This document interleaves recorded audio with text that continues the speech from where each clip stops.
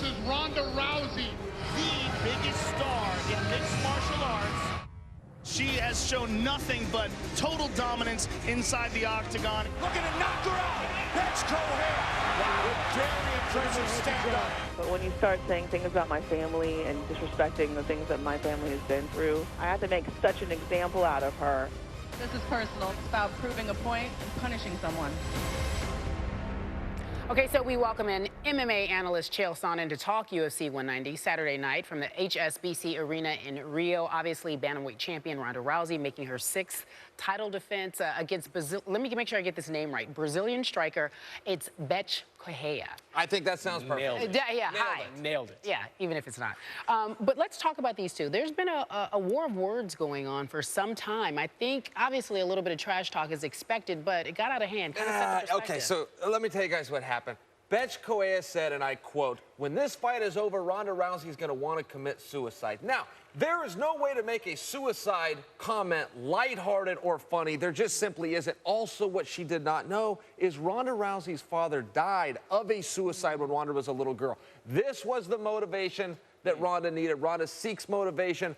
Obviously easy to find. In Bethe's defense, guys, she immediately apologized. All right, so Ronda obviously had said some words about this. She said she didn't like it. She said she was upset about it, and she was going to make her an example, correct? That's exactly right. All right, so moving forward, if we want to talk about this fight, it's obviously in Correia's hometown, in her native country, rather. So how do you set the scene? What happens? Okay, you know, not enough has been made about the fact that Ronda has taken the fight in Brazil. Home court advantage doesn't always matter in this sport of mixed martial arts. When it's in Brazil, it does. It's a very hostile territory. The crowd is very loyal to their countrymen. We don't share that in America. In America, we will cheer for whoever we want, not just because he represents our flag. In Brazil, they chant as you walk to the cage, "You will die, you will die." That's a very hostile environment by its definition. Ronda Rousey is loved over there, but I assure you, on fight night, they will back their own. A lot of people looked at this fight and they said, oh, it's Ronda Rousey. I don't care who she's fighting. She's going to win. You were a lone voice that said, now, wait a minute. It might not be that easy. Correia's 5-0. What do you like about what she brings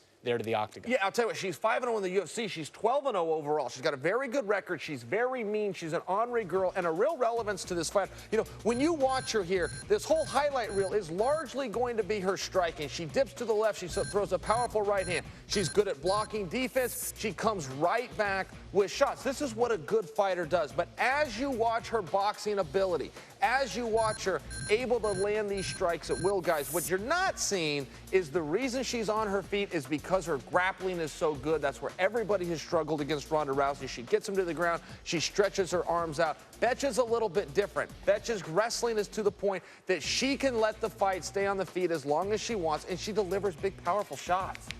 She's not afraid of Ronda Rousey. She's not afraid of Ronda. There's something she to be asked said for this that. fight. There's something to be said for it. You don't think that's just... I would think everyone's afraid of Ronda Rousey. I'm sorry. Not publicly for her. Definitely. Are you kidding me? Yeah, is she here?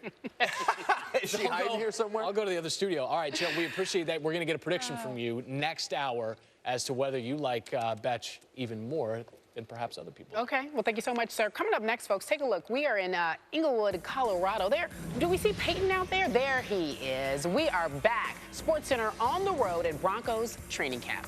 On Watch ESPN tomorrow, 9 p.m. Eastern. And it's a seamless transition going from boxing to MMA and talking with Chael Sonnen. And we've talked all about UFC 190 coming up in Rio. We've talked about the main event, Ronda Rousey and Bethe Correia. Beautiful.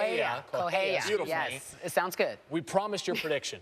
You are going to deliver on that promise. You said someone's gotta go. It has to go. Look, we got 2 undefeated ladies in there. I think this is pretty simple. If Ronda Rousey can get to top position, and she's an Olympic bronze medalist, says that she can get on top with her judo background, I think that she can wear Bethe out. Now, I think skill for skill, Bethe can keep up with her on her feet. I think Ronda's got big problems, particularly if Bethe gets inside and starts working those body shots. She can drain Ronda's battery down. If Ronda's condition is superior, it should be, guys, but Ronda has a problem, which is she has been in about a total of 60 seconds worth of fighting in her last 3 competitions. If she begins to get too comfortable with herself, hasn't put the miles in on the road, hasn't put the time in the gym, and she doesn't show up in shape, she's got big problems. So you say... Ronda Rousey.